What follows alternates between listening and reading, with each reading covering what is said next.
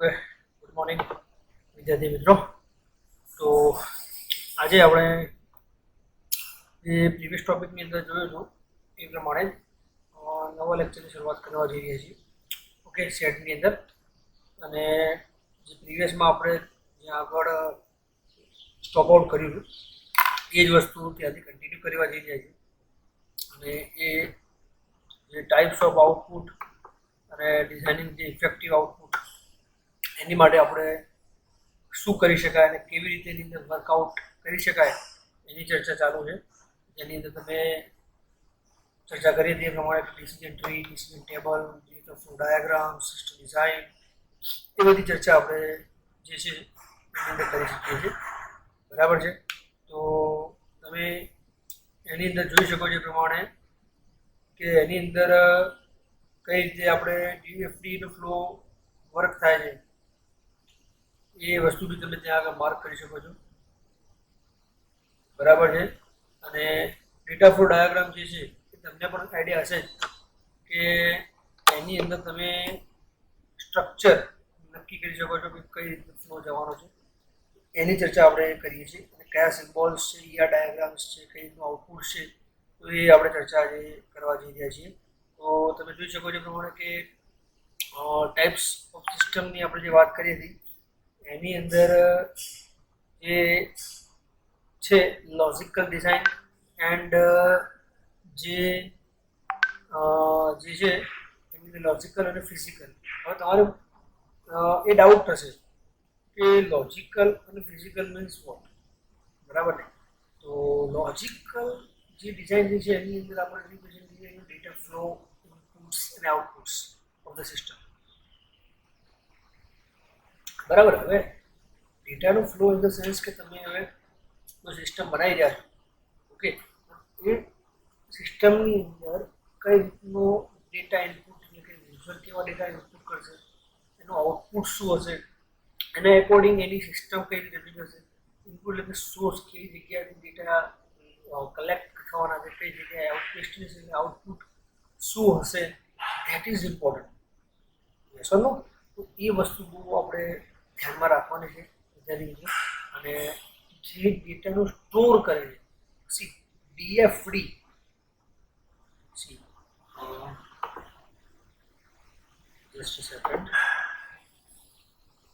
Okay sorry, see DFD અહીંયા આગળ જે આ કઈ રીતે ડેટાબેઝની વાત ચાલી રહી છે, ડેટા સ્ટોર શું છે, આઉટપુટ ડેસ્ટિનેશનની વાત ચાલી છે, ઇનપુટ એટલે કે સોર્સ શું છે, તો એ બધું જે લોજિકલી જે છે એ અહીંયા આપણે એને કહી શકીએ છીએ.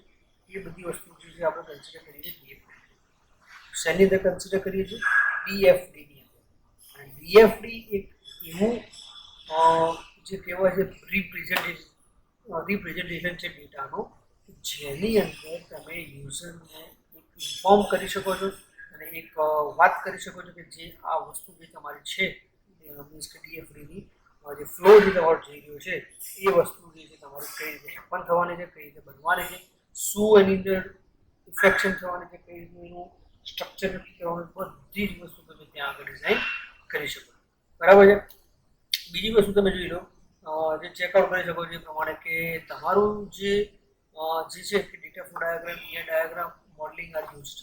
While preparing a logical design of system, the system analysis specifies the user needs at level of details that virtually determines the information flow into and out of the system and the required data source. Data source નું જે requirement છે એની તમારે કઈ રીતનું છે એ represent કરવું હોય તેના માટે આપણે બે વસ્તુ છે, ડેટા ફ્લો ડાયાગ્રામ કે ડીએફડી અને એક ઈઆર ડાયાગ્રામ. બરાબર છે. હું વધારે એની અંદર તમારો ટાઈમ વેસ્ટ નથી કરતો. ડાયરેક્ટ તમને ઈઆર ડાયાગ્રામ જોઈશે. મીન્સ કે what is ER diagram, ER model શું છે? તો સી જે ઈઆર ડાયાગ્રામ છે એને કહીએ છીએ આપણે એન્ટિટી રિલેશનશિપ મોડેલ. ઈઆર નો સ્ટેન્ડિંગ શું છે? ER stands for entity relationship model. It is a technique used to database design that helps describe the relationship between various entities of an organization. ये एक रिलेशनशिप दर्शाવે છે ડેટાબેઝની અને entity અલગ અલગ items, અલગ અલગ ડેટાની એ રિલેશનશિપ શો કરે છે. ઓકે, અને એની અંદર શું શું છે તો કે એન્ટિટી છે, રિલેશનશિપ છે, એટ્રીબ્યુટ્સ છે. ઓકે, એન્ટિટીની અંદર શું છે તો it specifies distinct real world items in an application. તો ભાઈ એની અંદર શું છે તો અલગ અલગ પ્રકારની આઇટમ્સ એટલે કે ડેટા હોય છે. એની અંદર આપણે કહી શકીએ કે વેન્ડર આઇટમ, સ્ટુડન્ટ, કોર્સ અને teachers, that is entity. Relationship એટલે શું છે they are the meaningful dependencies between entities. બંને વચ્ચે એક meaningful relation, meaningful in the sense કે લાઈક સ્ટુડન્ટ એટલે કે ક્લાસરૂમ હોય એટલે બંને વચ્ચે રિલેશનશિપ છે કે સ્ટુડન્ટ ક્લાસરૂમ. બરાબર. For example vendor suppliers item, teacher teaches course, supplier and course are the relationship. સમજ પડી? જેમ ટીચર હોય તો શું ભણાવે? કોર્સ જ ભણાવે. જેમ કે અમે છીએ તમને ડિટેલ્સ આપીએ છીએ, સ્ટુડન્ટ્સને ડિટેલ્સ આપીએ છીએ, કોઈ માહિતી આપીએ છીએ, તો અમે શું કરી રહ્યા છીએ કે તમને એક ડેટા પ્રોવાઈડ કરી રહ્યા છીએ, ઇન્ફોર્મેશન આપી રહ્યા છીએ. સમજ પડે છે? તો ઇટ્સ અ રિલેશનશિપ. અહીંયા આગળ તમે કીધું કે સપ્લાયસ, ટીચીસ, ધેટ ઇઝ મતલબ કે જે કોર્સ જે છે, સપ્લાય છે એ એક આઇટમ જે છે રિલેશનશિપ શો કરે. ઓકે, એટ્રીબ્યુટ જે છે it specify the properties of relationship. આ શું સ્પેસિફાય કરે છે વિદ્યાર્થી મિત્રો? Vendor code, student name, symbols are used. જે છે કયા કયા સિમ્બોલ્સ જે યુઝ થાય છે વિદ્યાર્થી મિત્રો એન્ટિટી રિલેશનશિપ ડાયાગ્રામની અંદર, યાર મોડેલની અંદર. તો એ સિમ્બોલ જે છે સિગ્નિફિકન્સ ઓફ ધ સિમ્બોલ જે છે બહુ ઇમ્પોર્ટન્ટ છે. અને સિમ્બોલ કયા યુઝ થાય છે તો તમે જોઈ શકો છો એ પ્રમાણે કે સિમ્બોલ જે છે એ યુઝ થતા હોય છે. બરાબર ને? એની અંદર તમે જોઈ શકો છો કે ભાઈ એન્ટિટી તમારે શો કરવાની હોય. એન્ટિટી ઇન ધ સેન્સ કે જે ડેટાને રિપ્રેઝન્ટ કરવાના હોય, એન્ટિટી શો કરવાની હોય, તેની માટે તમે જોઈ શકો છો એ પ્રમાણે કે સ્ક્વેર કરીને સિમ્બોલ છે જે તમારી સમક્ષ મેં એક ટિક માર્ક કર્યું છે. એ સિમ્બોલ યુઝ થાય છે જેનો આપણે મીનિંગ છે એ એન્ટિટી રિપ્રેઝન્ટ કરવા માટે થાય છે. વીક એન્ટિટી એટલે ઇન ધ સેન્સ કે જે એન્ટિટીનો રોલ એકદમ લો લેવલનો, એ entity just for the purpose using purpose છે. તો એના માટે તમે જોઈ શકો છો કે જે સ્ક્વેર યુઝ થાય છે પણ એક ડબલ સ્ક્વેર કહી શકાય કે જે એને રિપ્રેઝન્ટ કરે છે વીક એન્ટિટી. ઓકે, તમે જે રિલેશનશિપ દર્શાવવા માટે symbol is use. Clear? Relationship બંને એન્ટિટી વચ્ચે રિલેશનશિપ છે કે કેમ એ દર્શાવવા માટે તમે જોઈ શકો છો પ્રમાણે એક ડાયમંડ શેપનો યુઝ થાય છે જેનો મીનિંગ છે કે it is showing the relationship. Attribute દર્શાવવા માટે તમે જોઈ શકો છો પ્રમાણે જે એક સર્કલ ટાઈપ સિમ્બોલનો યુઝ થાય છે જે રિપ્રેઝન્ટ કરે છે કે it is the showing attribute. બરાબર છે? ઓકે, તો એની અંદર જે છે એ કોઈ ઇસ્યુ આવતો નથી. બીકોઝ કે જે ડેટાને તમારો રિપ્રેઝન્ટ કરે છે, ડેટા શો કરે છે, એ ડેટાને તમે ચેકઆઉટ કરી શકો છો and you can easily update the data. બરાબર છે? તો જે પણ છે એ વસ્તુને તમે ઇઝીલી ફાઇન્ડ આઉટ કરી શકો છો. Okay, then see this is all the relationship, entity relationship diagram. એક એક્ઝામ્પલ આપણને સુપર એક્ઝામ્પલ આપેલું છે બહુ, જેની અંદર તમે જોઈ શકો છો એ પ્રમાણે એક ઇઝી એટલે જે કાર્ડિનાલિટી જે આપણે વાત કરી હતી 1 to 1, 1 to n, જે DBMA સબ્જેક્ટમાં તમે જો આવતું હશે relationship 1 to n, 1 to m, 1 to many, many to 1, એટલે કે એ બધા જે રિલેશનશિપ શો કરે છે it is call the cardinality ratio. એટલે કાર્ડિનાલિટી એટલે કે એક ડેટા એ બીજા ડેટા સાથે કેટલો રિલેટેડ છે, કેવી રીતે રિલેશનશિપ છે. Three type of types relation can exist between two sets of data આપે છે. એક છે 1 to 1 એટલે કે like you and me, and 1 to many એ આપણે સમજેલા જ છે ઓલરેડી. 1 to many એટલે કે me and all of you, means all of you student એટલે કે જે એક કરતાં વધારે સ્ટુડન્ટ્સ હોય એની માટે આપણે 1 to many રિલેશનશિપ લઈ શકીએ છીએ. એન્ડ મેની ટુ મેની એટલે એનો મતલબ છે કે all you are and all the teachers એટલે કે મેની ટુ મેની રિલેશનશિપ પણ ત્યાં આગળ આપણે એસ્ટાબ્લિશ કરી શકીએ છીએ. ઓકે, તો જે ટોપિક્સ જે છે તમારા એ બી તમે ઇઝીલી ત્યાં આગળ કન્વર્ટ કરી શકો. બીજી વસ્તુ મારે તમને કહેવાની છે વિદ્યાર્થી મિત્રો કે જે આ ER ડાયાગ્રામની આપણે જે વાત કરીએ છીએ એની અંદર તમે જો માર્ક કરો તો જે શું શું છે કે specify the input output media, designing the database and specifying the backup procedure. એટલે આનો મતલબ શું છે કે ઇનપુટ અને આઉટપુટનું મીડિયા એટલે કે સોર્સ શું છે, ક્યાંથી ડેટા આવશે અને ડેટા ક્યાં જશે. આઈટી ફિલ્ડની અંદર એક ઇમ્પોર્ટન્ટ વસ્તુ છે કે ડેટાનો તમે યુટિલાઇઝ કઈ રીતે કરો છો, ડેટાનો તમે યુઝ કઈ રીતે કરો છો, ડેટા તમે કઈ રીતે મેનિપ્યુલેટ કરો છો, એ વસ્તુ તમારે બહુ ઇમ્પોર્ટન્ટ છે કે તમે ડેટા સાથે કઈ રીતે પ્લે આઉટ કરો છો. ઓકે, ડિઝાઇનિંગ ધ ડેટાબેઝ એ બહુ ઇમ્પોર્ટન્ટ રોલ છે વિદ્યાર્થી. કેમ?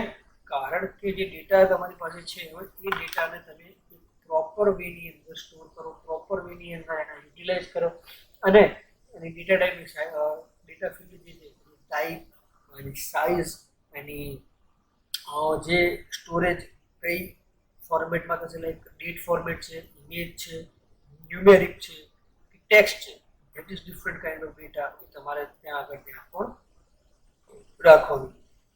ઓકે, તો પ્લાનિંગ સિસ્ટમ ઇમ્પ્લિમેન્ટેશન એટલે આનો મતલબ એવો છે કે પ્લાનિંગ સિસ્ટમ ઇમ્પ્લિમેન્ટેશન એટલે કે સિસ્ટમ જે તમારે ડેવલપ થવાની છે, ડેવલપ કરવાની છે, એના માટે તમારું પ્રી પ્લાન શું છે.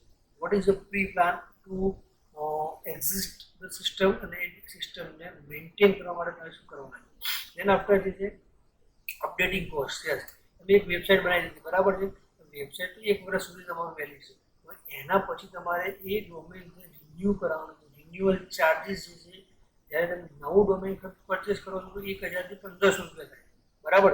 અને જ્યારે તમે રિન્યૂ કરાવો છો તો ઇટ વિલ કોસ્ટ 1500 થી 2000, બિકોઝ કે તમારું જે ડોમેન જે છે 1 વર્ષ સુધી ગૂગલમાં દરેક જગ્યાએ ફરતું હોય, દરેક જગ્યાએ તમારું એનું જે ડોમેન જે છે બધી જગ્યાએ એનું મૂવ આઉટ કરેલું હોય તો એની અંદર તમને ઇઝીલી આઈડિયા ક્લિયર થઈ જાય, બરાબર ને. તમારો જે ડેટા જે છે એ અલગ અલગ જગ્યાએ છે એને અપડેટિંગ કોસ્ટ કહે છે. જેમ કે એન્ટીવાયરસ છે અને એન્ટીવાયરસને આપણે અપડેટ કરવું છે તો એન્ટીવાયરસને અપડેટ કરવા માટે દર વર્ષે આપણે એને ચાર્જીસ પે કરવા પડતા હોય છે, બરાબર. એના બેનિફિટ્સ પણ હોય છે અને એનું બેનિફિટ એટલે કે તમારી સિસ્ટમને સિક્યોર રાખે, તમારા ડેટા સિક્યોર રાખે, that's it. Okay, and system constraint એટલે સિસ્ટમની જે ડિપેન્ડન્સી છે, સિસ્ટમ કઈ રીતે તમારું વર્કઆઉટ કરશે ત્યાં આગળ પણ એ ચેકઆઉટ કરતું હોય છે. આ જેટલા પણ ટોપિક્સ હું ચલાવું છું એની બધી જ PDF ફાઇલ, વર્ડ ફાઇલ તમને હું પ્રોવાઈડ કરેલી જ છે અને જો ના કરી હોય તો તમે મારી પાસેથી આગળ રિપીટ માંગી શકો.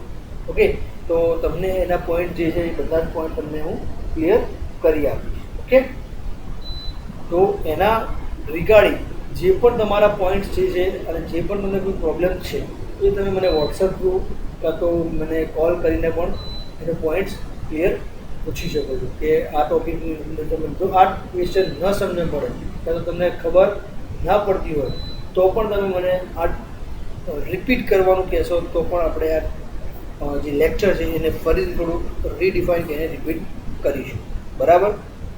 ઓકે, તો જે આજના ટોપિક્સ છે જે આપણે વાત કરીએ પ્રમાણે એસેન્શિયલ્સ ઓફ જે ડિઝાઇન કરીને છે યુનિટ 2 તેના ઓબ્જેક્ટિવ્સ.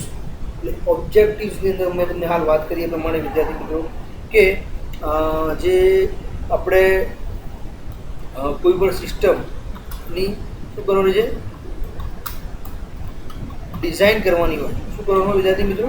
ડિઝાઇન કરવાનું હોય તો સૌ પ્રથમ આપણે શું વિચારવું પડે, એનું આઉટપુટ કેવું હશે. મતલબ કે આઉટપુટ ઇન ધ સેન્સ કે એનું લુક, એનું બિહેવિયર, ફીલ અને એનું સ્ટ્રક્ચર એ કેવું હશે એ આપણે સૌ પ્રથમ પહેલાં વિચારતા હોઈએ છીએ. ઓકે, અને આઉટપુટ જે છે મતલબ કે અગેન જે આઉટપુટની આપણે ચર્ચા કરીએ છીએ તો એ આઉટપુટ એ એનો બેઝ કયો હશે.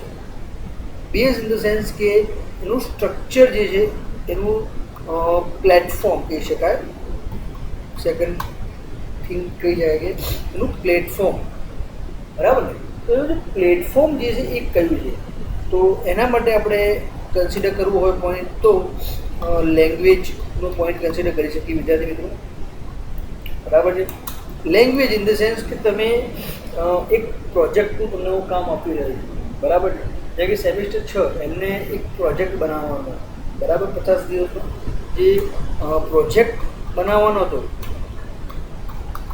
ઓકે, તો એ પ્રોજેક્ટ જે બનાવવાનો હતો એની અંદર એમાં સૌ પ્રથમ જે આપણે ઓબ્જેક્ટની વાત કરીએ છીએ, સૌ પ્રથમ એટલે કે તમારે એ પ્રોજેક્ટની ડેફિનેશન, શું વિદ્યાર્થી મિત્રો, ડેફિનેશન સૌ પ્રથમ ક્લિયર હોવી જોઈએ કે ડેફિનેશન તમે શું રાખવા માંગો છો. ટાઇટલ કહી શકાય એને. સેકન્ડ સોરી, ટાઇટલ પણ તમે કહી શકો છો એને. ઓકે, ડેફિનેશન એટલે કે ટાઇટલ નક્કી થઈ જાય કે ભાઈ મારે ફલાણા ટોપિક ઉપર મતલબ કે blood bank system, okay, blood bank system ઉપર મારે પ્રોજેક્ટ બનાવવાનો છે. બરાબર છે.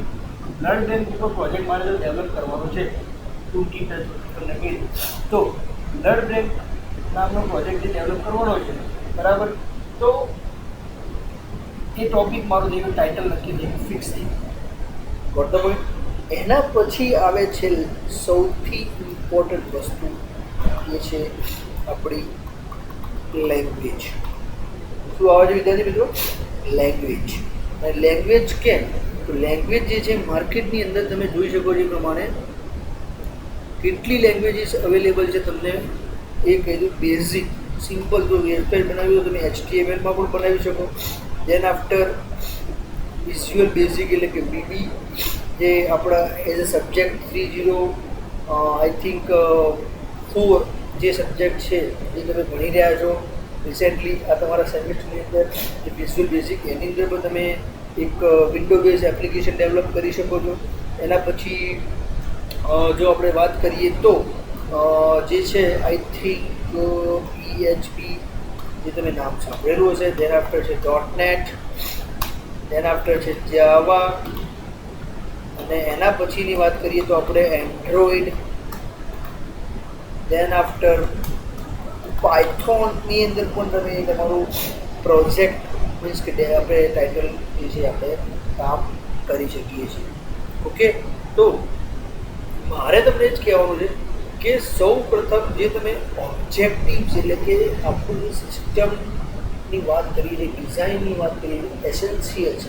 આપણું જે ટોપિક જે છે મતલબ કે અત્યારનો જે છે એ શું છે? Essentials of design.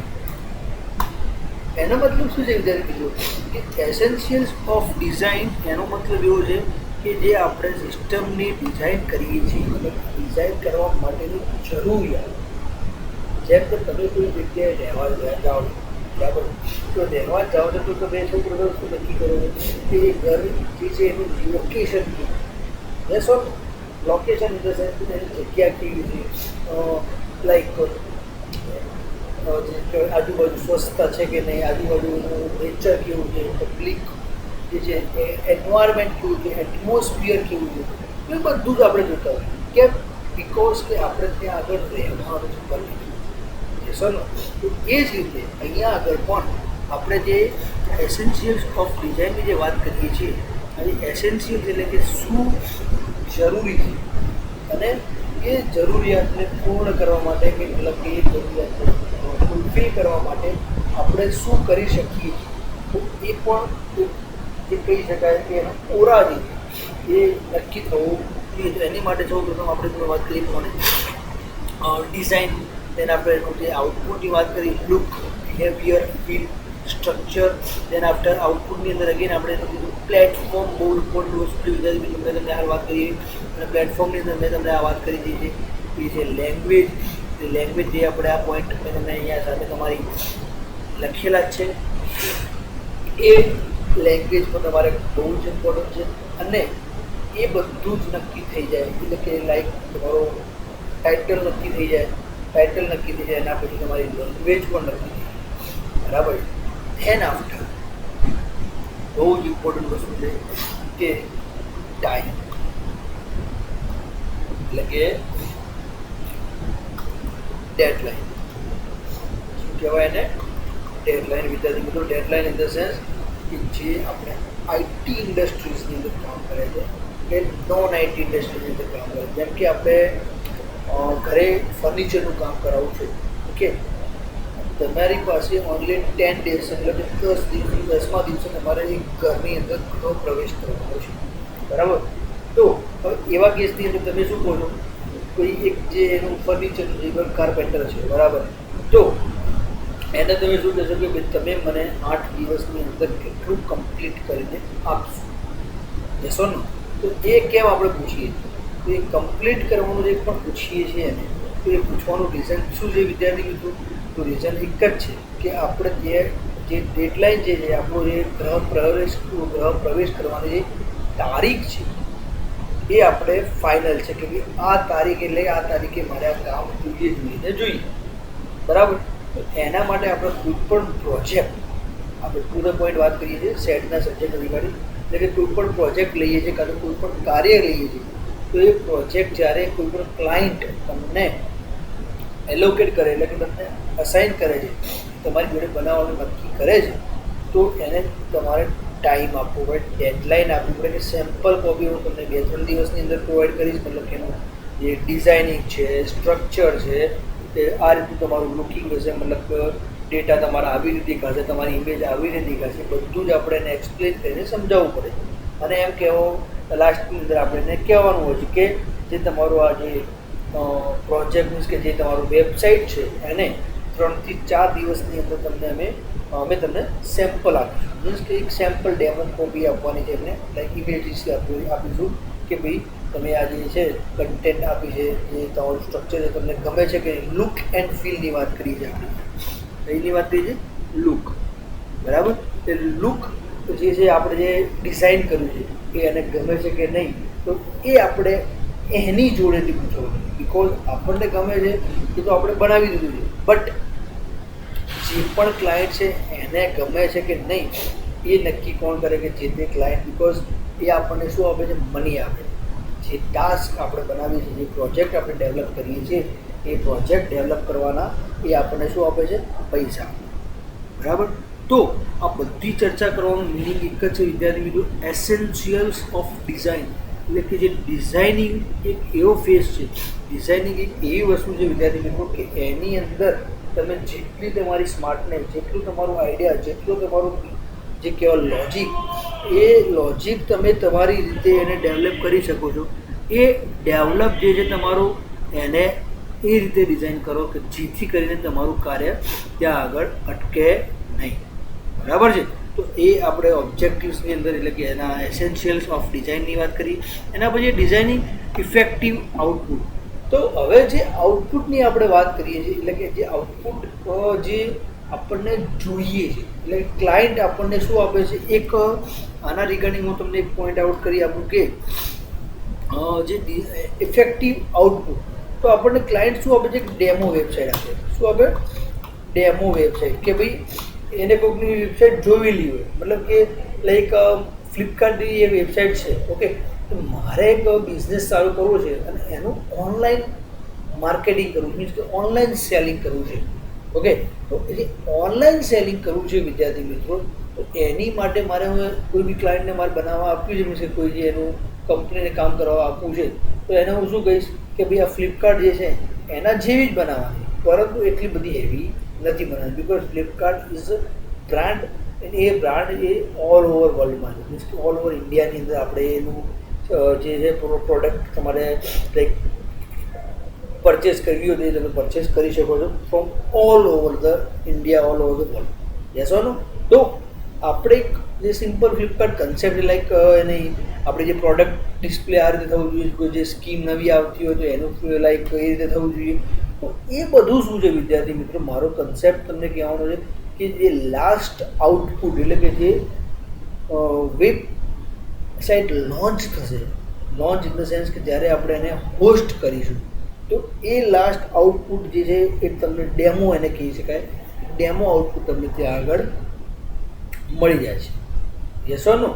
તો એ મળી જાય છે, તો એના એકોર્ડિંગ તમને જે તમારો ક્લાયન્ટ છે જેને વેબસાઇટ બનાવવાની છે, તમારી પાસે ડિઝાઇનિંગ કરાવવાનું છે, એ ક્લાયન્ટ જે છે એ ક્લાયન્ટ તમને સેમ્પલ મીન્સ કહેશે કે આ એક વેબસાઇટ તમે રિફર કરી શકો છો, જેથી કરીને તમે જે નવી વેબ એપ્લિકેશન એમના માટે આપણે ડેવલપ કરવાના છીએ, તો એ ડેવલપ આ રીતે તમે કરી શકો, તો કોઈ જ ઇશ્યુ નથી.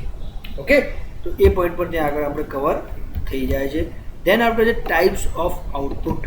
હવે આઉટપુટના કયા પ્રકારના આઉટપુટ છે, કેવા છે, ફિઝિકલ છે, લોજિકલ છે, એ કયા પ્રકારના છે, તો એની ચર્ચા જે છે આપણે એ PDF ફાઇલ જે છે આપણી પાસે એની અંદર છે એ આપણે કરીશું. બરાબર છે. તો હવે આપણે ટુ ધ પોઈન્ટ, જે ટાઈમ વધારે બગાડતા નથી અને ટાઈમ બગાડ્યા વગર આપણે સીધા જ જે આપણો ટોપિક છે, મતલબ કે જે એની અંદર આપણે જતા રહીશું.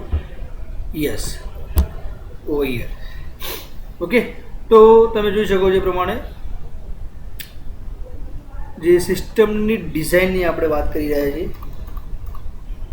ઓકે, ફોન્ટ મોટા કરી રહ્યો છું જેથી કરીને તમને જોવાની અંદર તકલીફ ન પડે.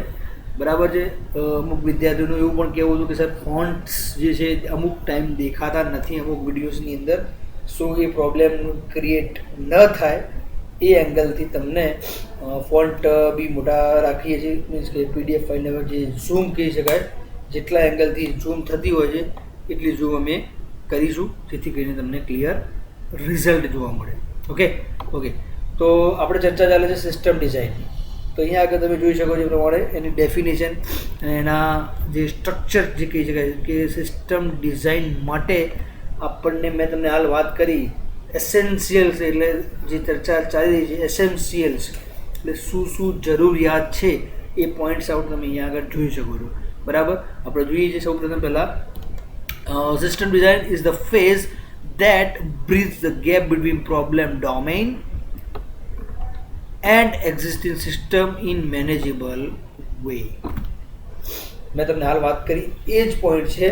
સિસ્ટમ ડિઝાઇન શું છે? Is the phase that bridge, અને શેની બ્રિજ જે છે એ જે gap between problem domain and the existing system in a manageable way. આ શું કહેવા માગે છે કે જે તમારી જોડે ડિઝાઇન છે, સમજો કે તમે કોઈ ક્લાયન્ટ માટે બનાવેલી છે, બરાબર છે, અને એ ક્લાયન્ટની જે ડિઝાઇન છે તમે કોઈ બીજો ક્લાયન્ટ તમારો આવે છે સેકન્ડ ક્લાયન્ટ, એને શો કરો છો તો એ કહે છે કે મારે આ ચાલશે, પરંતુ એની અંદર થોડી ઘણા ચેન્જીસ જોઈએ. લાઈક કે જે મેનુ જે છે એની અંદર કલર ચેન્જીસ જોઈએ, ફોન્ટ ચેન્જીસ જોઈએ. ધેન આફ્ટર પ્રોડક્ટ ડિસ્પ્લે જે છે એમાં થોડો ઘણો ચેન્જીસ જોઈએ. બાકી બેકગ્રાઉન્ડ ઓકે છે, સ્ટ્રક્ચર ઓકે છે.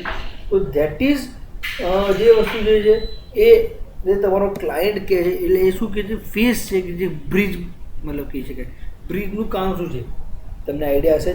બ્રિજનું કામ શું છે કે ભાઈ લાઈક હાલ જે બાયપાસ બ્રિજ કહીએ છીએ આપણે, કે સમજો કે તમારે સિટીની અંદર જવું નથી, ઓકે, અને તમારે સીધું સમજો કે સિટીને ઓવર જતું રહેવું છે, મીન્સ કે સિટી બહાર જવું છે સીધું, તો તમે શું કરશો કે ડાયરેક્ટ બ્રિજ પકડશો. એટલે બ્રિજ શું કરે, સીધું જ તમને જ્યાં આગળ જવું છે તો ફટાફટ ત્યાં આગળ ડેસ્ટિનેશન ઉપર તમને ક્લિયર સીધા વેની અંદર પહોંચાડશે.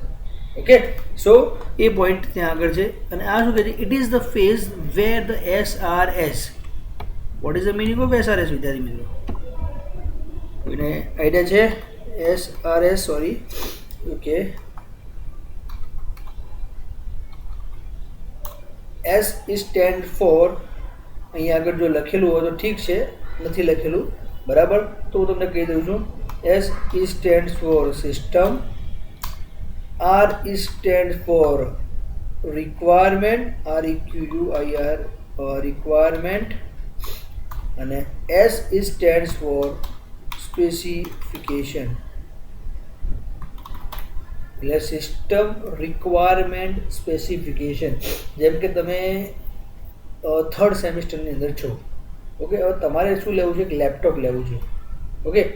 હવે લેપટોપ તમારે લેવું છે, ધેટ ઇઝ ગુડ, બટ હવે તમે એ વિચારતા હશો કે લેપટોપ મારે કયું લેવું, કેટલી હાર્ડ ડિસ્ક રાખવી એની અંદર, કેટલી રેમ રાખવી, કયું પ્રોસેસર, દેન ગ્રાફિક્સ કાર્ડ રાખવું કે નહીં રાખવું, દેન HDMI પોર્ટ છે કે નહીં, USB પોર્ટ છે કે નહીં, દેન આફ્ટર DVD રાઇટર છે કે નહીં, માઇક પોર્ટ છે કે નહીં, USBની અંદર જે કાર્ડ સ્લોટ છે કે નહીં. તો બધી જ વસ્તુ આપણે શું કરતા હોઈએ છીએ કે એક ઇન્વેસ્ટિગેશન કરતા હોઈએ છીએ, યસ ઓર નો.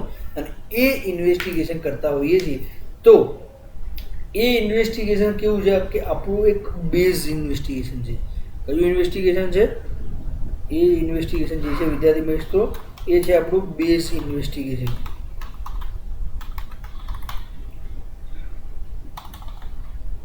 કયું છે? Base investigation. Okay, base investigation એટલે કે એની અંદર આપણે સૌ પ્રથમ જે ઝીણવટપૂરી વસ્તુ હોય, મતલબ કે ઝીણી ઝીણી બાબતો હોય એ બધી જ આપણે જાણી લઈએ. હવે આપણે લેપટોપની વાત કરી, એ જ રીતે આપણે સમજો કે મોબાઈલની વાત કરીએ, બરાબર ને? તો મોબાઈલની જે હાલ જે તમે જોવો છો એ પ્રમાણે માર્કેટની અંદર રિસેન્ટલી અઢળક કન્ડિશન્સ લાઈક જે કહી શકાય મોબાઈલ જે છે એ ડેવલપ મોબાઈલ માર્કેટની અંદર રોજ નવા લોન્ચ થાય છે with new features and low price, બરાબર ને? તો એ બધું તમે જોવા જ બેસો તો તમે લાઈક 10,000નો મોબાઈલ તમારે લેવો છે તો તમે એમાં શું જોશો કે એની અંદર રેમ કેટલી છે, કેમેરાનું રિઝલ્ટ કેવું છે, પ્રોસેસર શું છે, સ્ટોરેજ કેપેસિટી કેવી છે, બેટરી કેટલી છે, પ્રોસેસર કયું છે, દેન આફ્ટર કેમેરાનું જે ફ્રીક્વન્સી બ્લૂટૂથ જે છે એની કેવી છે, હોટસ્પોટ કયું છે, કલર કયો છે, દેન આફ્ટર જે ચાર્જિંગ કેટલું રહે છે, ઓલ ધ થિંગ્સ એને કહી શકાય છે આપણે શું છે વિદ્યાર્થી મિત્રો? SRS. શું કહેવાય એને? SRS એટલે કે સિસ્ટમ રિક્વાયરમેન્ટ સ્પેસિફિકેશન, એટલે કે એની બેઝિક રિક્વાયરમેન્ટ આપણે ત્યાં આગળ સમજીએ છીએ, જાણીએ છીએ અને એના એકોર્ડિંગલી આનું કામ આપણે કરીએ છીએ. Got the point? This is the base requirement or base investigation of the documents. Okay, so આની અંદર આપણે જે વાત કરી એ પ્રમાણે તમે જોઈ શકો છો કે અહીંયા લખ્યું છે કે in this phase the complex activity of system development is divided into several smaller sub activities. આ પોઈન્ટ તમારે સમજવાનો છે. અને આ જે સબ એક્ટિવિટીઝ કઈ છે તો એ આર્યા જે નીચે તમને ચાર્ટની અંદર આપેલું છે એ હવે આપણે હું સમજાવવાનો જ છું તમને આજે. એ તમે જોઈ શકો છો અહીંયા આગળ શું કહેવાનું મિનિંગ થાય છે જે મેં સિલેક્ટ કર્યું છે, મીન્સ કે તમારે રેડ જે લાઈન ડ્રો કરી છે એ તમે સમજવાનો પ્રયત્ન કરો કે in this ways the complex activity of system development is divided into several smaller sub activities. આપણને કોઈ પણ ટાસ્ક મળે ને વિદ્યાર્થી મિત્રો તો આપણે શું કરીએ છીએ? સૌથી પહેલાં એક શોર્ટકટ વે ફાઇન્ડ કરીએ છીએ. Yes or no? Shortcut way in the sense કે સૌથી સરળ રસ્તો અને સીધો રસ્તો, બરાબર? જો એ ના થાય તો આપણે શું કરીએ છીએ? પછી સેકન્ડ સ્ટેપની અંદર આપણને જે કામ મળ્યું છે, જેમ કે આપણને હું તમને કામ આપું છું કે તમારે યુનિટ 1ના 4 થી 5 ક્વેશ્ચન્સ તમને હું આપવાનું છું. ઓકે, તો 4 થી 5 ક્વેશ્ચનનું અસાઇનમેન્ટ તમારે લખવાનું છે. તો તમે શું કરશો કે જે 5 પ્રશ્નો મેં તમને પ્રોવાઈડ કર્યા છે તો એ 5 પ્રશ્નોને તમે શું કરશો? ડિવાઈડ કરી દેશો, મતલબ 5 ગ્રુપ મેમ્બરમાં, અને એક ગ્રુપ મેમ્બરની દરેકને એક પ્રશ્ન આપી દેશો. યસ, એક પ્રશ્ન આપવાનો મતલબ શું થાય છે કે 5 જણા છે, 5 પ્રશ્નોનો અલગ અલગ શોધશે. હવે અલગ અલગ શોધશે તો ટાઈમ બચશે અને 5 મિનિટનો અંદર મતલબ નેટ ઉપર છે કાં તો બુકની અંદર છે તમે બધા જો અલગ અલગ ક્વેશ્ચન શોધો તો અલગ અલગ ક્વેશ્ચન શોધતા હોવ તો એનો મતલબ શું થાય છે કે તમારી જોડે ટાઈમ જે છે ઘણો બધો બચી જાય અને બધાની પાસે આન્સર આવી જાય તો તમે એકબીજાની વચ્ચે શેર કરી શકો. ક્લિયર? આ વસ્તુ સમજ પડી કે in this phase the complex activity of system development is divided into several smaller sub activities which coordinate with each other to achieve the main objective of system development. Okay, અને એ જે smaller activities જે છે એ કઈ છે તો પહેલું જ જે છે સૌથી ફર્સ્ટ આઈડેન્ટિફાય ડિઝાઇન ગોલ્સ. મેં તમને વાત કરી હતી એ પ્રમાણે કે આઈડેન્ટિફાઈડ ડિઝાઇન ગોલનો મતલબ શું છે વિદ્યાર્થી મિત્રો? કે તમારે કેવા પ્રકારનું ડિઝાઇનિંગ કરવાનું છે, કેવું ડિઝાઇનિંગ કરવાનું છે, એટલે કે જે એનું લુક અને એનું સ્ટ્રક્ચર, બરાબર ને? લુક અને સ્ટ્રક્ચર એ કેવું નાખવાનું છે એ નક્કી કોણ કરશે? જેને માટે તમે ડેવલપ કરી રહ્યા છો એપ્લિકેશન જે વેબસાઇટ તમે બનાવી રહ્યા છો એ નક્કી કરજો. એનો ઓબ્જેક્ટિવ એટલે કે આઈડેન્ટિફાઈ ડિઝાઇન ગોલ્સ. ઓકે, તો ડિઝાઇનનો ગોલ એટલે કે જે તમે બનાવી રહ્યા છો, જેની માટે ડેવલપ કરી રહ્યા છો, તો એ જે છે એને કેવું સ્ટ્રક્ચર જોઈએ છે, એને કેવું સ્ટ્રક્ચર ગમે છે, તો એ બધું તમને આઈડિયા હોય અને એ તમને ક્લિયર પણ હોય. Got the point? સો મારે તમને એ જ કહેવું હતું કે તમે જે છે એ મિનિંગ એનો જે છે યુઝ થવો જોઈએ એન્ડ લાઈક એ તમને બી આઈડિયા હોય. Yes or no?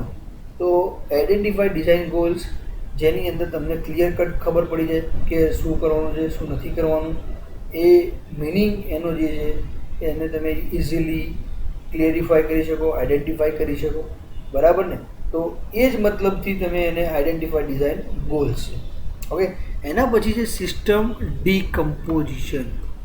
Vote is the composition and what is the decomposition? બરાબર. હવે કમ્પોઝિશનનો મતલબ શું છે વિદ્યાર્થી મિત્રો?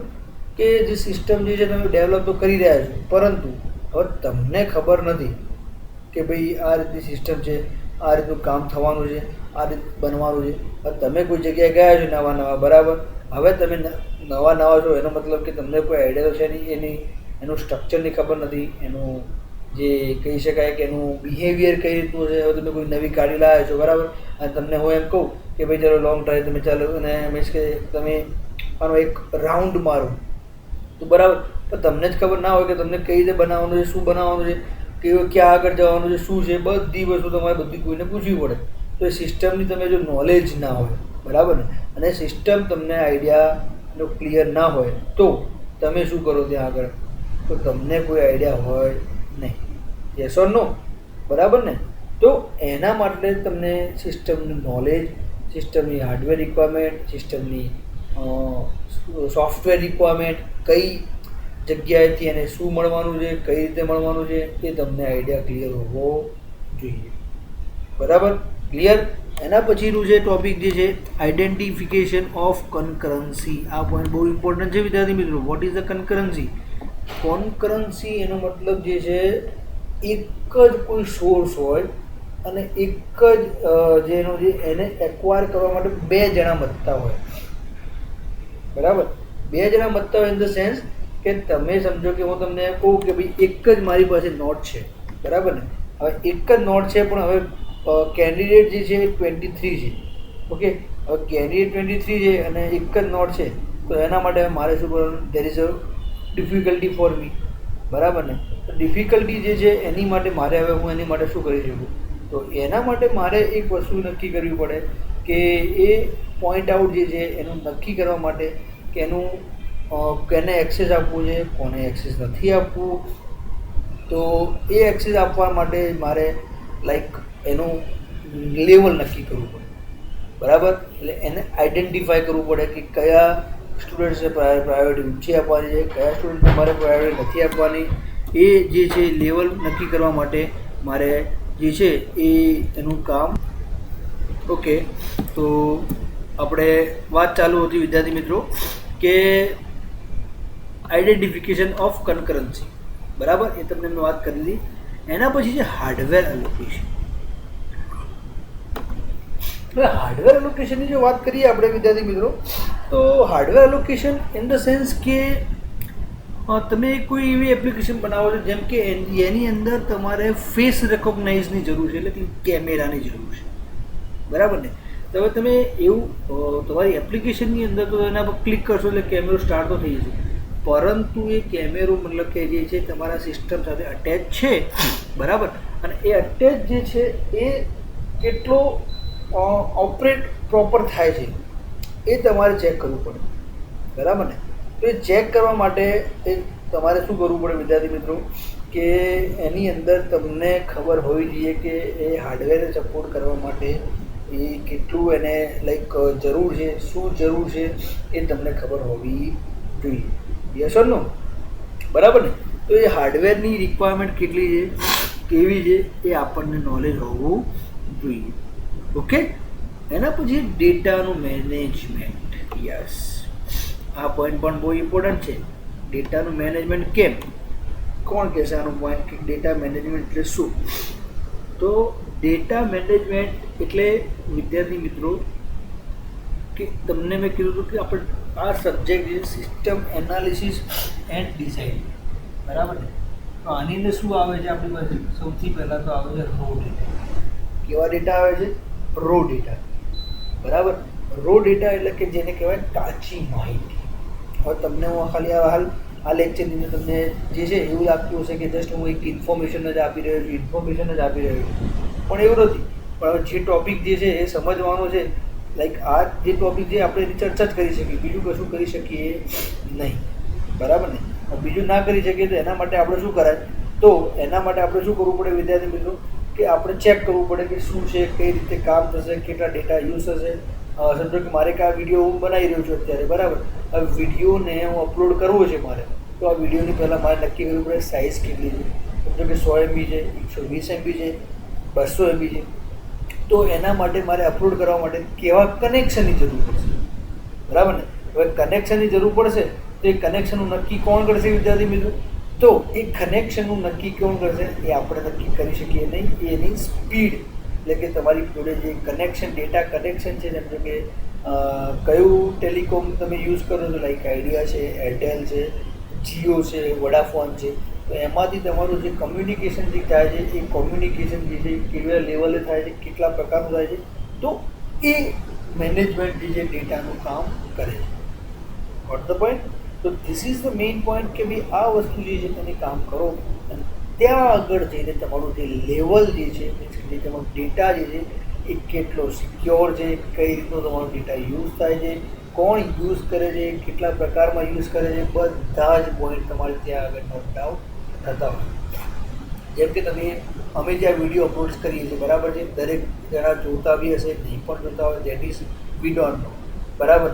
પરંતુ તમને એવું લાગે કે અમને ખબર નથી, પરંતુ તમે કેટલા વિડીયોઝ અમારા દેખાય છે, કોણ જુએ છે પર ડે, કેટલા વિડીયોઝ જુએ છે, કેટલા વ્યૂઝ મળે છે, કેટલા એની અંદર સબસ્ક્રાઈબર વધે છે, કયા સબસ્ક્રાઈબર છે, લાઈક ફિમેલ કેટલી છે, મેલ કેટલા છે, કયા ગ્રુપના છે, લાઈક 10 થી 20 વર્ષના, 20 થી, તો બધી જ સ્ટેટિસ્ટિકલ માહિતી, બધી જ ઇન્ફોર્મેશન જે કહેવાય બધી જ અમે ચેક કરી શકીએ.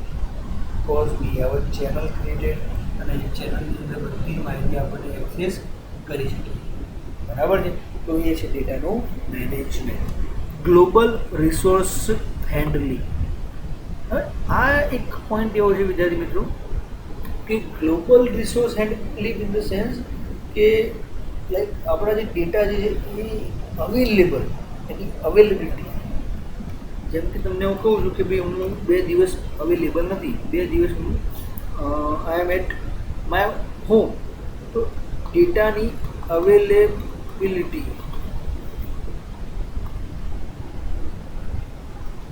ડેટાની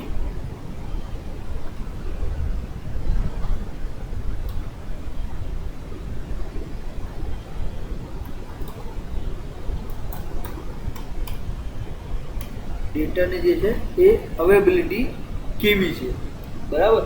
તો એ જે અવેલેબિલિટી જે છે ડેટાની એ કેટલી છે, કયા પ્રકારનો ડેટા છે, ડેટાનો યુઝ કોણ કરે છે, એ બધું જે છે ગ્લોબલ રિસોર્સ જે હેન્ડલિંગની અંદર આવે છે. મતલબ એનો વપરાશ જે છે એ કઈ રીતે યુઝ થાય છે, કેટલી જગ્યાએ ફરે છે ડેટા, કોણ વાપરે છે, કયા યુઝર્સ એનો યુઝ કરે છે, લાઈક સ્ટુડન્ટ યુઝ જોવે છે કે નથી જોતા. That is all the content you can contain in the global resource handling. એના પછી છે સોફ્ટવેર કંટ્રોલ ઇમ્પ્લિમેન્ટેશન. ઓકે, આ જે છે લાઈક સોફ્ટવેર કંટ્રોલ ઇમ્પ્લિમેન્ટેશન, એનો મતલબ એવો છે કે તમે એક વખત એન્ટીવાયરસ તમારા લેપટોપમાં, કોમ્પ્યુટરમાં નખાઈ દો, બરાબર. તો એ શેના માટે આપણે નખાય છે વિદ્યાર્થી મિત્રો? તો એ નખાવાનું રીઝન એક જ છે, શું કે આપણા લેપટોપ, કોમ્પ્યુટર કે મતલબ એની અંદર એન્ટીવાયરસ નખાવાનું એક જ મેઇન હોય કે વાયરસ અંદર એન્ટર થાય નહીં, બરાબર ને? વાયરસ અંદર એન્ટર ના થાય એના માટે આપણે એન્ટીવાયરસ ના કરીએ, પરંતુ હવે એને અપડેટ ના કરીએ, બરાબર, કે જેની રિક્વાયરમેન્ટ છે કે ભાઈ 2 દિવસે 3 દિવસે એને ડેલી અપડેટ્સ કરવું પડે. જેથી કરી નવી અપડેટ ફાઇલ એની અંદર આવે, નવા જે ચેન્જીસ જો એની અંદર એને મળી જાય, તો એ નવા ચેન્જીસ જો એક વખત એની અંદર ઇન્સ્ટોલ્ડ થઈ જાય તો એનો મતલબ શું છે કે એ ઇન્સ્ટોલ થઈ જાય તો એમાં એને શું છે કે નવી ફાઇલ આવે તો વાયરસ જે છે જે તમારા કોમ્પ્યુટરને હાર્મ કરે છે એ કરતું બચી જાય, બરાબર ને? એ બચાવવું હોય, એ કરવું હોય તો એના માટે તમારે શું કરવું પડે? એને ઇમ્પ્લિમેન્ટ એટલે કે એને મેન્ટેન કરવું પડે. મેન્ટેનનો મતલબ શું છે કે એને તમારે અપડેટ કરવું પડે, બરાબર? મેન્ટેન કરવું પડે, એને અપડેટ કરવું પડે. નેટની અંદર જે નવી ફાઇલ આવી હોય એની જે વેબસાઇટ હોય ઓફિશિયલ, એ વેબસાઇટ ઉપર તમારે જઈને એને મેન્ટેન પણ કરવું પડે, બરાબર? આ પોઈન્ટ પર ખાસ યાદ રાખવાનું. એના પછી બાઉન્ડ્રી કન્ડિશન, આ ઇમ્પોર્ટન્ટ છે. બાઉન્ડ્રી કન્ડિશન શું કહેવામાં આવે? What do mean by boundary condition? ને સિસ્ટમ ડિઝાઇનની અંદર આની શું જરૂર પડે? તો બાઉન્ડ્રી કન્ડિશન બે સાઈડથી હોય. બે સાઈડથી ઇન ધ સેન્સ કે જે ડેવલપર હોય એની સાઈડથી પણ હોય અને જે ક્લાયન્ટ હોય. આપણે એને એક બીજા ટર્મની અંદર જો સમજવું હોય તો પેમેન્ટ કન્ડિશન કહી શકીએ, બરાબર? હવે તમે કોઈ એવી એપ્લિકેશન બનાવવા આપો છો એન્ડ્રોઈડની, બરાબર, જેની કોસ્ટ છે 25,000, બરાબર? ડેવલપરે તમને કીધા છે કે 25,000 રૂપિયા કે 30,000 રૂપિયા, ઓકે? 30,000 રૂપિયા તમે નક્કી કર્યા, પણ હવે તમે થોડું બાર્ગેનિંગ કરો છો, લાઈક 30,000 નહીં, 20,000, 20,000 નહીં, 25,000 નહીં. લાસ્ટ તમે ફાઇનલાઇઝ કર્યું કે ભાઈ ફાઇનલી નક્કી કર્યું કે I will give you 25,000, okay? તો ડન. પરંતુ હવે બાઉન્ડ્રી એટલે કે કઈ કન્ડિશન્સ ત્યાં આગળ આપણે મૂકીએ છીએ કે I will give you this application within 10 days, okay? જે છે 40% એટલે કે 40% જે એમાઉન્ટ છે, જે મતલબ 25,000નું 40% એટલે 10,000 રૂપિયા, બરાબર ને? તો કે 10,000 રૂપિયા તમારે જે એમાઉન્ટ જે છે એ તમારે આપવાનું છે પહેલાં, ઇન ધ સેન્સ જ્યારે આપણે ડીલ સાઇન કરી એટલે કે ડન કર્યું, કન્ફર્મ કર્યું, એ ટાઈમે તમારે 10,000 રૂપિયા આવે. વેન એટલે કે 3 દિવસ 4 દિવસે તમને જ્યારે એક ડેમો સેમ્પલ કોપી તમને મળશે, એપ્લિકેશન ડેમો મળશે, આ રીતનું તમારું કામ છે, આ રીતનું થશે. એમાં જે ચેન્જીસ છે, એમાં જે મોડિફિકેશન છે, જે પણ છે એ ચેન્જીસને તમારે શું કરવાના છે? લાઈક શું કહેવાય કે ચેન્જ કરવાના છે. તો એ ટાઈમે ચેન્જીસ કરીને પછી તમે ફરીથી એને આપો છો. તો એ ચેન્જીસ કર્યા પછી જે સેકન્ડ જે છે કે 7 દિવસે બીજા 25% આપવાના રહેશે. એટલે કે જે પણ તમે કામ કરીને એને આપ્યું છે, સેટિસ્ફાઈડ છે અને જે ચેન્જીસ છે તમે એને કરીને આપો છો પ્રોપર, તો 25% પેમેન્ટ એમને આપવાનું છે, બરાબર? અને જે રિમેનિંગ જે છે 35%નું પેમેન્ટ, આ બહુ ઇમ્પોર્ટન્ટ છે કે 35%નું જે રિમેનિંગ પેમેન્ટ છે એ ક્યારે આપવાનું છે એમને? તો કે એ પેમેન્ટ જ્યારે લાસ્ટ ડેડલાઇન એટલે કે જ્યારે પ્રોજેક્ટ ડિલિવર થશે, ક્લાયન્ટને પ્રોજેક્ટ ડિલિવર થશે એ ટાઈમે લાસ્ટ પેમેન્ટ એમને આપવાનું રહેશે. તો this is the terms and conditions in manner of the payment condition, બરાબર? એ પેમેન્ટ આપણે એમને જ્યારે કરવાનું થાય છે એ પેમેન્ટ એમને આપવાનું રહે છે. Got the point? ક્લિયર? તો આ છે બાઉન્ડ્રી કન્ડિશન્સ, ઓકે? એના પછી આપણે વાત કરીશું તો જે છે ઇનપુટ્સ ટુ સિસ્ટમ ડિઝાઇન અને આઉટપુટ્સ ફોર સિસ્ટમ ડિઝાઇન. તો આપણે આજે ચર્ચા કરી હતી કે જે ટોપિક જે સેકન્ડ હતો કે આઉટપુટ્સ ફોર સિસ્ટમ ડિઝાઇન.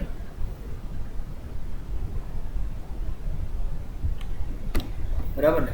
તો જે આઉટપુટ જે છે એ કયા છે, કયા રીતના છે, તો એની અંદર આપણે ચર્ચા કરીએ કે કેવા output the system design gives the following outputs: infrastructure and organizational changes for the proposed system, a data schema, often a relational schema, metadata to define the tables, files and columns, data items, a function hierarchy એટલે કે diagram.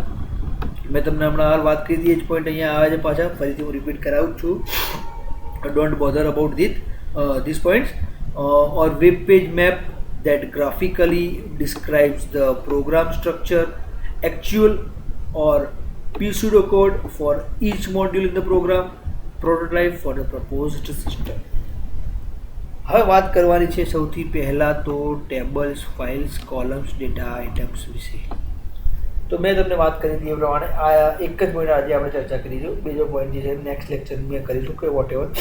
પહેલાં સૌ પ્રથમ સમજીએ meta data એટલે કે data about data.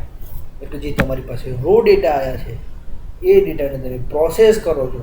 Process કરીને તમે શું કરો છો, એને કન્વર્ટ કરો છો ટેબલની અંદર.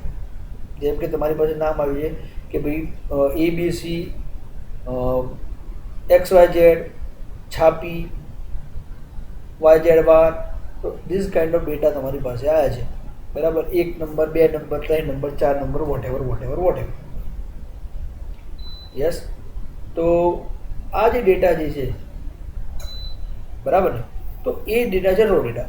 હવે તમે એને ટેબલ સ્ટ્રક્ચર એટલે કે ડેટા ડિક્શનરીનો આપણે જે ટોપિક ચર્ચા કરી હતી લેક્ચર 1, પ્રીવિયસ લેક્ચર જે છે યુનિટ 1ના ટોપિક્સમાં, બરાબર ને. તો એ જે ડેટા ડિક્શનરીનું મિનિંગ શું છે કે જે તમારા ડેટાને શું રાખે છે, ટેબલ ફોર્મેટમાં, બરાબર. ટેબલની અંદર શું હોય, લાઈક ફિલ્ડ નેમ હોય, એની સાઇઝ એટલે કે કેટલા કેરેક્ટર સ્ટોર કરશે એ નક્કી હોય, એની ડેટા ટાઈપ એટલે કે લાઈક નંબર છે, કેરેક્ટર છે, ડેટ છે, ફોટોગ્રાફ છે, શું છે, તો એની ડેટા ટાઈપ પણ નક્કી કરે. એનું ડિસ્ક્રિપ્શન એટલે કે જેથી કે કોઈ પણ યુઝર, થર્ડ પાર્ટી યુઝર હોય તો એને ખબર પડે કે એ ડેટા કેટલા મિનિંગનો છે, શું કહેવા માંગે છે. તો એનો મતલબ હું એમ જ કહું છું કે જે આ data schema of an a relational schema, infrastructure and organisation changes for the propose system, એટલે કે કોઈ ચેન્જીસ થયો હોય કે વોટ એવર જે ચેન્જીસ થવાનું હોય એ જે અહીંયા જે ચેન્જીસની વાત કરી છે કે જે types of output, A output કયા પ્રકારના છે એની આપણે ચર્ચા કરીએ છીએ વિદ્યાર્થી મિત્રો. કે તમે જોઈ શકો છો એ પ્રમાણે કે ડિઝાઇન જે આ પ્રકારના આઉટપુટ હોઈ શકે, બરાબર ને. તો એ આઉટપુટ જે છે તમે અહીંયાથી લાઈક હું આજે હાઇલાઇટ કરી રહ્યો છું એ પોઈન્ટને તમે કહી શકો કે એઝ લાઈક જે કહી શકાય કે એની અંદર કેટલા ડેટા હશે, કયા પ્રકારનો ડેટા હશે, શું કન્ડિશન્સ હશે, કેવા રીતની કન્ડિશન્સ હશે, એ બધી જ વસ્તુ તમે ડેટા ડિક્શનરીના ટોપિકની અંદર આપણે ઓલરેડી ચર્ચા કરી હતી. અને એના પછી એટલે કે એક હાયરાર્ચી એટલે ફ્લો નક્કી થાય. ડિસિઝન ટ્રી કહી શકાય, ડિસિઝન ટેબલ્સ કહી શકો, એ ફંક્શન જે છે decision tables, decision tree, data flow diagram, એ બધી જ વસ્તુ આપણે એની અંદર ઇન્ક્લુડ કરી શકીએ છીએ, બરાબર.